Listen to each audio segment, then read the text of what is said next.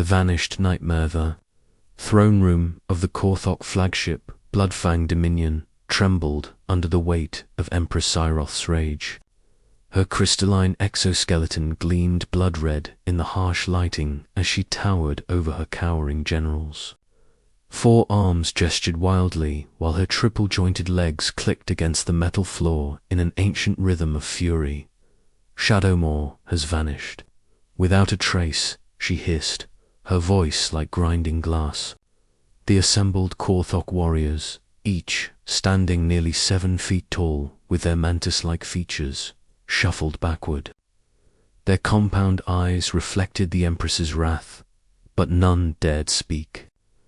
Shadowmoor was no ordinary creature.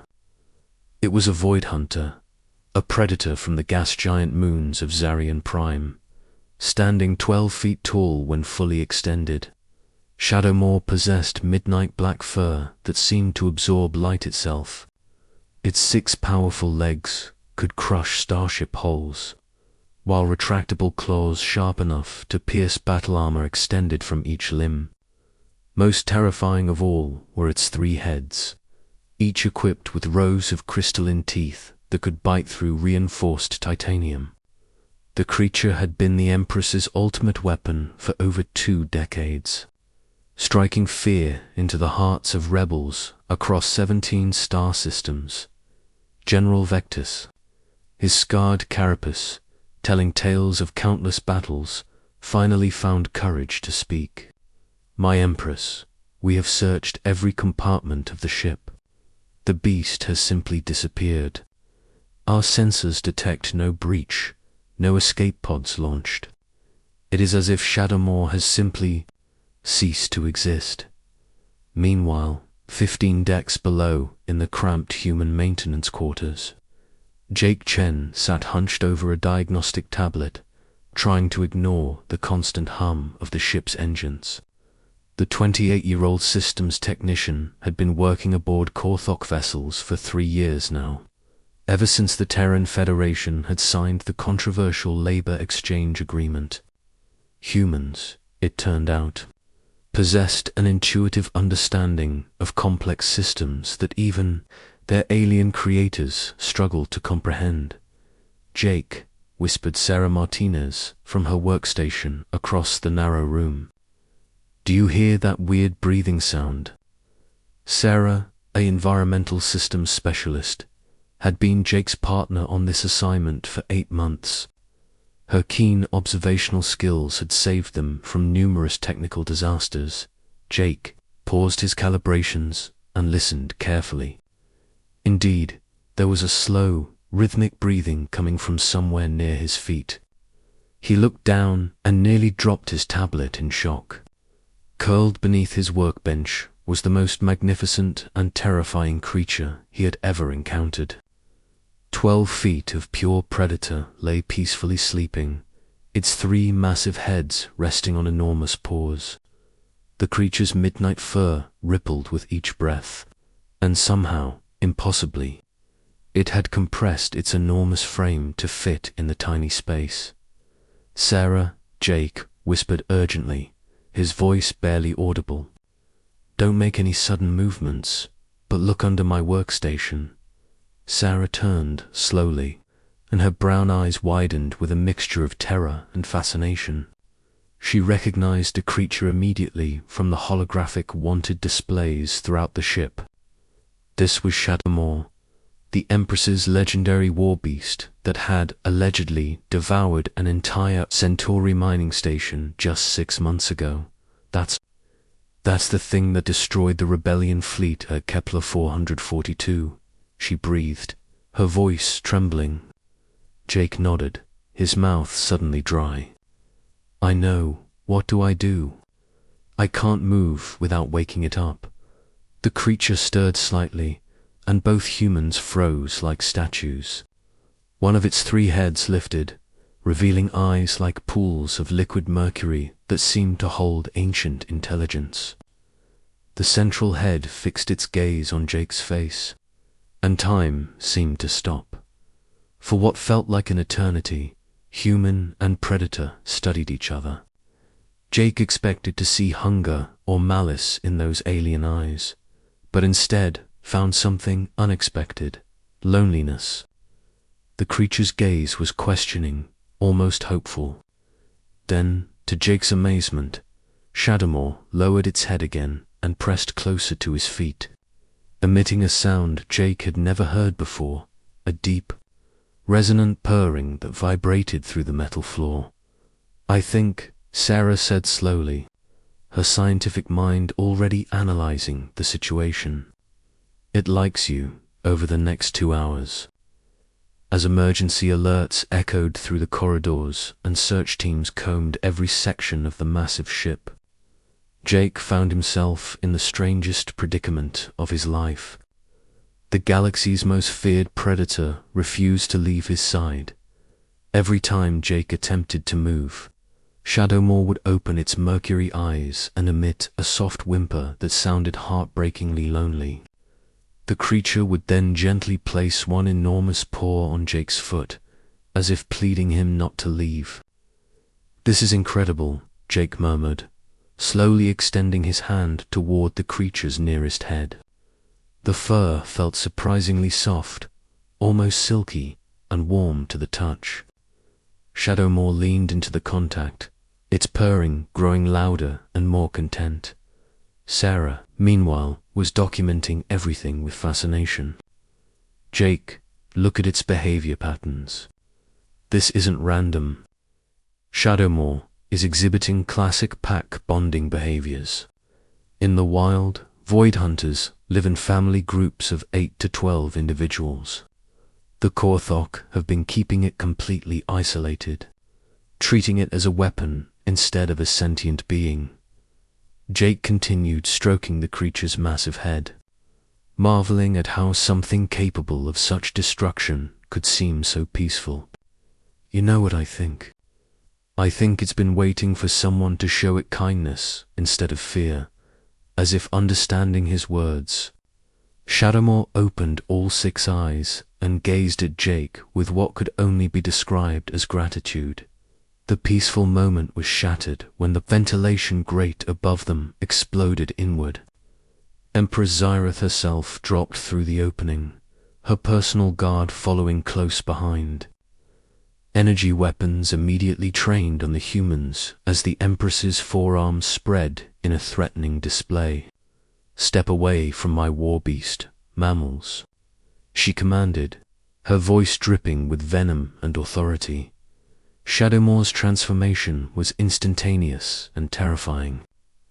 The peaceful creature vanished, replaced by 12 feet of pure fury. All 3 heads rose to their full height, lips pulling back to reveal those deadly crystalline teeth. But instead of attacking the humans as expected, Shadowmoor placed itself directly between the Empress and Jake, its body forming a protective barrier. "Impossible," the Empress breathed, her compound eyes widening with shock. "Shadowmoor returned to me immediately." But the creature didn't budge.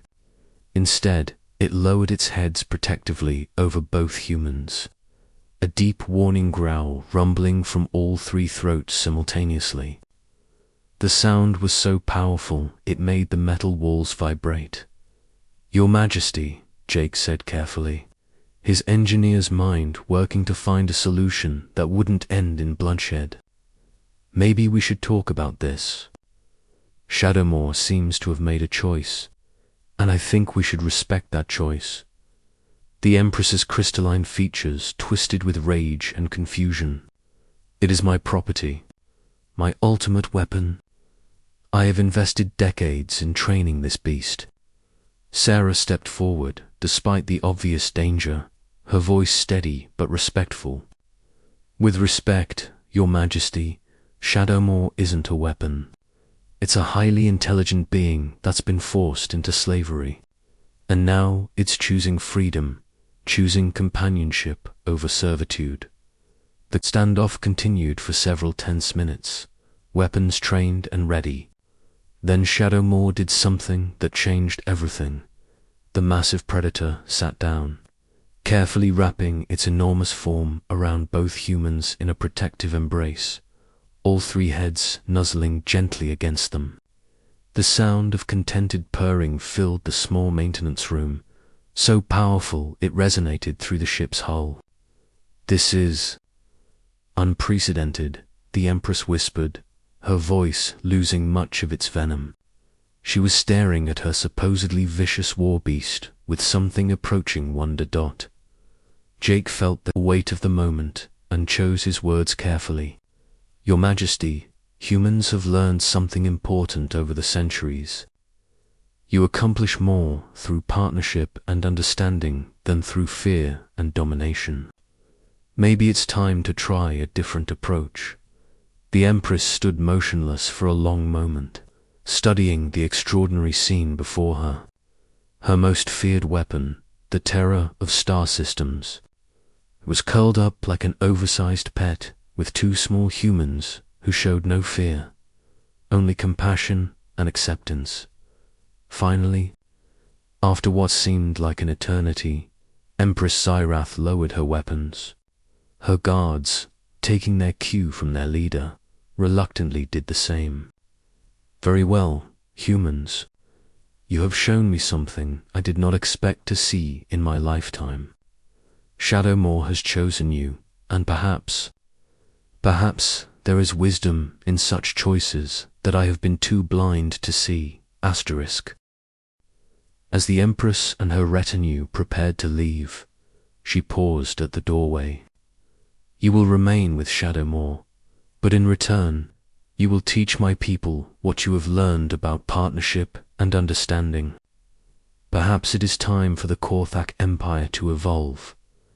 Jake looked down at Shadowmoor, whose three heads were now resting peacefully in his lap, the creature completely relaxed and content. "Well, Sarah," he said with a mixture of amazement and affection, "I guess we have a new friend." "The most dangerous friend in the galaxy," Sarah replied with a grin. "And maybe the beginning of something beautiful, somewhere in the vast cosmos." Word began to spread of humans who could tame the untamable, not through force or fear, but through something far more powerful: genuine kindness, understanding, and respect for all living beings. Shadowmoor purred even louder, as if agreeing completely with this new philosophy. The unexpected alliance 3 days had passed since the discovery in the maintenance quarters, and the blood-fanged Dominion hummed with unprecedented tension. Word of Shadowmoor's strange behavior had spread through the ship's crew like wildfire, creating ripples of confusion and curiosity throughout the Korthok hierarchy. In the Empress's private chambers, Zyrath paced restlessly, her 4 arms gesticulating as she spoke to her most trusted advisor, Elder Zorax. "I do not understand, Zorax," she said, her voice betraying uncertainty for the first time in decades. "Shadowmoor was bred for war, trained for conquest. How can it choose these soft mammals over its own Empress?" Elder Zorax, ancient even by Korthok standards, clicked his mandibles thoughtfully. His weathered exoskeleton bore the scars of countless campaigns, and his compound eyes held the wisdom of centuries. "Perhaps, my Empress, the question is not why Shadowmoor chose them, but what they offered that we never did." The Empress stopped pacing, her crystalline features hardening. "We offered it purpose, glory, the chance to strike fear into our enemies. And yet," Zorax continued gently, "it sleeps peacefully with humans who offer only kindness." Meanwhile, in their newly expanded quarters, Jake and Sarah had been adjusting to their unusual situation. The ship's engineers had hastily converted a cargo bay into living space large enough to accommodate Shadowmoor's massive form. The creature had not left Jake's side for more than a few minutes at a time, following him everywhere with devoted loyalty. "Look at this," Sarah said. pointing to her datapad displaying behavioral analysis charts. I've been monitoring Shadowmoor's stress indicators for the past 72 hours. Jake, they're the lowest readings I've ever seen in a captive void hunter. It's like the creature has finally found peace. Jake scratched behind one of Shadowmoor's ears, marveling at how the massive predator would lean into his touch like an oversized cat. All three heads would compete for his attention, each wanting to be petted. I've been thinking, Jake said, settling against Shadowmoor's warm flank. What if the Korthok have been approaching this all wrong? What if instead of seeing Shadowmoor as a weapon, they started seeing it as a partner? Sarah nodded enthusiastically. Exactly. Humans learned centuries ago that cooperation achieves more than domination. Remember the old Earth stories about cowboys and their horses? The strongest bonds weren't built on breaking spirits, but on mutual respect. Shadowmoor's three heads turned toward the entrance as footsteps approached. General Vectis entered, accompanied by a squad of guards, but their weapons remained holstered. The general's scarred features showed curiosity rather than hostility. "The Empress requests your presence in the war room," he announced. "She wishes to discuss ... arrangements." The war room of the Bloodfang Dominion was an impressive sight, with holographic star charts displaying the full extent of the Korthak Empire. Empress Zyrith stood at the center, surrounded by her generals and advisors. When Jake and Sarah entered with Shadowmoor padding silently between them, a collective intake of breath echoed through the chamber. The massive predator's presence commanded respect, but his calm demeanor beside the humans was undeniably remarkable. "Approach," the Empress commanded, though her tone lacked its previous venom. Jake and Sarah stepped forward, with Shadowmoor moving protectively beside them. The creature's mercury eyes surveyed the room, alert but not aggressive. "I have been considering your words about partnership," Zyroth continued. "Show me what you mean." Jake exchanged a glance with Sarah before speaking. "Your Majesty, may I ask how Shadowmoor was typically prepared for battle?" General Vectis stepped forward. The creature was kept in isolation, fed combat stimulants, and released upon enemy positions. Its rage was magnificent to behold. And how did it respond to commands during these battles? Sarah asked. "Commands were difficult," another general admitted reluctantly. "Shadowmoor often became uncontrollable, attacking friend and foe alike. We lost many ships to friendly fire incidents." Jake nodded thoughtfully. "That's what happens when you use fear and chemicals instead of trust and communication. Watch this." Jake turned to Shadowmoor and simply said, "Friend, would you show them your size?" The massive creature rose to its full 12-foot height, all three heads alert and majestic. The assembled Korthok warriors instinctively stepped back, but Jake remained calm. "Now, show them your gentleness," he continued. Shadowmoor immediately lowered itself, all three heads coming down to Jake's level. Eyes soft and trusting. The transformation in the war room's atmosphere was palpable. These hardened warriors, who had seen Shadowmoor's battlefield fury, now witnessed its capacity for restraint and intelligence.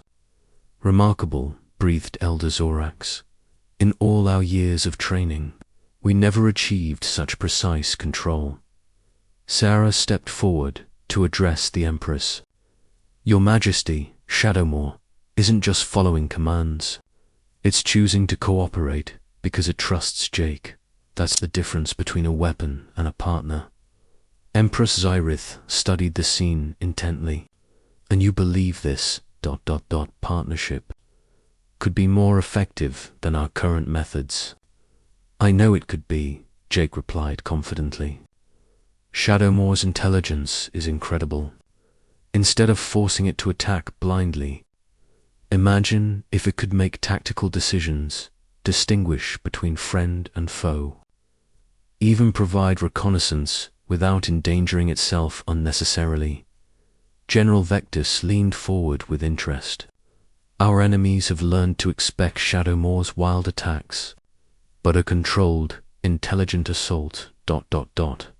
would be completely unpredictable and far more devastating. Sarah finished.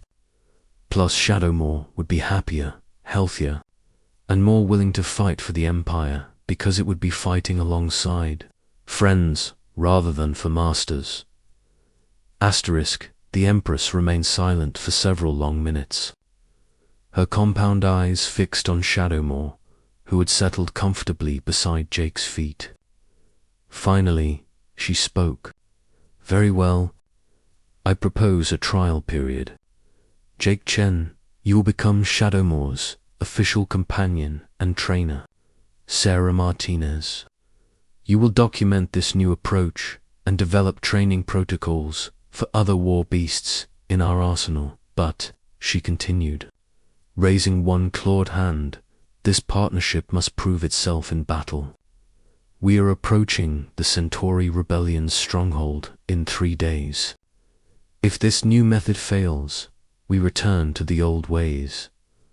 Jake felt the weight of responsibility settle on his shoulders, but Shadowmoor's gentle nuzzle against his hand gave him confidence. We won't let you down, Your Majesty. Over the next 2 days, Jake and Sarah worked tirelessly with Shadowmoor, developing a new language of cooperation.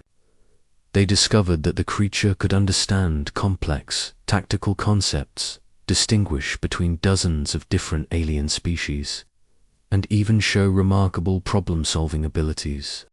Most importantly, Shadowmoor seemed genuinely happy for the first time in its life. The day of battle arrived, with the Bloodfang Dominion dropping out of hyperspace, above Centauri Prime. The rebel fleet, 12 heavily armed cruisers, moved to intercept. In the past, Shadowmoor would have been loaded into a drop pod and fired at the enemy like a living missile. Today, it stood beside Jake on the bridge, both of them studying the tactical display. What do you think, friend? Jake asked, pointing to the enemy formation. How should we approach this? Shadowmoor's 3 heads examined the holographic display, and then the creature did something that amazed everyone present. Using one massive claw, it traced a path through the enemy fleet, indicating weak points in their formation and suggesting a coordinated attack pattern. Brilliant, whispered the tactical officer. That approach would divide their fleet and prevent them from concentrating fire on our flagship. Empress Zyrath watched in amazement as Jake and Shadowmoor communicated through gestures, sounds, and what could only be described as friendship. Execute the plan, she ordered. The battle that followed became legendary throughout the galaxy. Shadowmoor, working in perfect coordination with the Korthok fleet, moved with precision and intelligence never before seen.